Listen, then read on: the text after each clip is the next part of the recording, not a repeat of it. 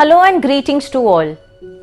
In this video today, we are actually going to talk about a very relevant but rarely raised topic, and that is how to prepare financial statements for entities who stop following the going concern assumption. Now, going concern assumption is considered to be the fundamental assumption under IAS 1, and what going concern assumption is that wherein a situation wherein we assume that the company is financially stable and it is stable enough to meet its obligation and continue with its operations and business for a foreseeable period of time. And until and unless the management intends to liquidate or cease the trading or has no alternative left but to liquidate the company is mandatorily going to go along for a foreseeable duration and period of time. Now let's see what does an absence of going concern assumption applies or means for a business enterprise. I'm going to dedicate 5 points to this. Number 1, the company will disappear in another period of 12 months at the latest. Number 2, the accounting period, the next accounting period is considered to be the last accounting period for that business entity. Number 3, now since the company will cease trading, it automatically has to liquidate all its assets and the liabilities needs to be settled off. Number 4, all the assets and liabilities are now to be classified as current because the company is going to be winded up in the next period of 12 months at the most. And last but not the least is that now there is no need for any discounting, depreciation or any kind of amortization policy to be followed by the company.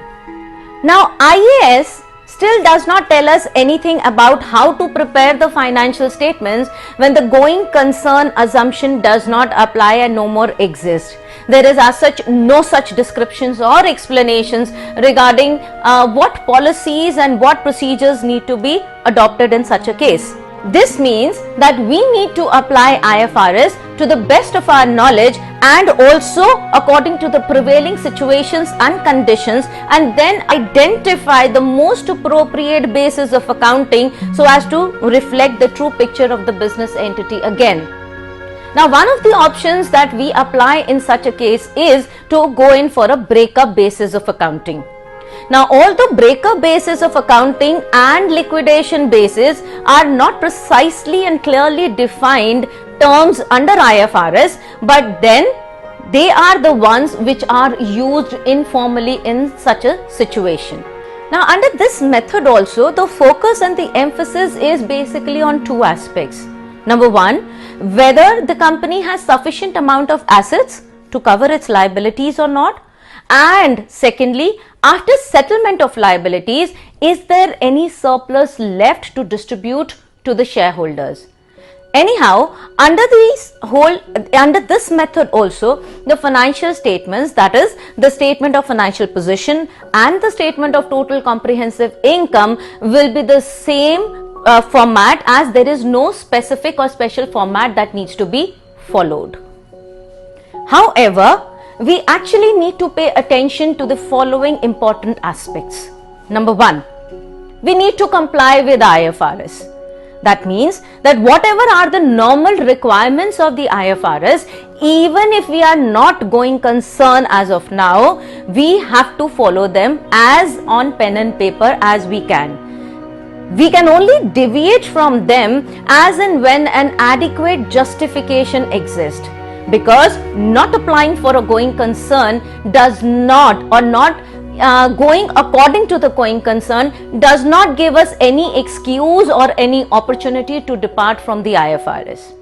Second, once the company goes in to decide for not adopting the going concern, it automatically is presumed that the assets and the liabilities need to be considered and classified as current. Why? Because the company is now not following the policy of going concern and it is assumed to be liquidated. Now, if you have already classified the assets as non-current, then they have to be considered as non-current only until and unless they come under the criteria of IFRS 5, that is non-current assets held for sale and discontinued operations. Number 3, with respect to inventories, the same rule applies, and that rule is that we need to value them at cost or net realizable value, whichever is less. It is very important for us to undertake impairment testing, because in such a situation the assets will now no longer provide us or generate the future benefits that they were required to, and hence there is a lot of chance that the amount, the recoverable amount shall fall sharply, and therefore there might be a lot of difference between their recoverable amount and their carrying value. Now, not following the going concern can also lead to onerous contracts. For example, now a company might be required to pay higher amount of penalties. Why? Because we have undertaken or we have gone for early termination of our lease contracts, which would lead us to pay certain amount of penalties which were not existing before. And last but not the least, but which is very important, in whatever the case is, in whatever the situation is, it is our duty to very clearly specify and show that the financial statements are not prepared under going concern assumption. I'm again repeating that we need to highlight this fact very clearly in our notes, that the financial statements are not prepared on the basis of the going concern assumption. Well, in this video, this is it, and now I hope that this confusion regarding what needs to be done when the companies and the business entities are no longer following going concern assumption has been clarified in your mind. Who am I? I'm Dr. Jasmine Kaur, founder of Tishads.com, a comprehensive IFRS learning platform, and I'm here to solve all your questions, all your queries, and clear your doubts regarding IFRS. This is an interactive platform. Do let me know, share this video, subscribe to our channel, and let me know what all other topics you would want me to pick and discuss. Till the next video, take care, stay blessed, and keep smiling.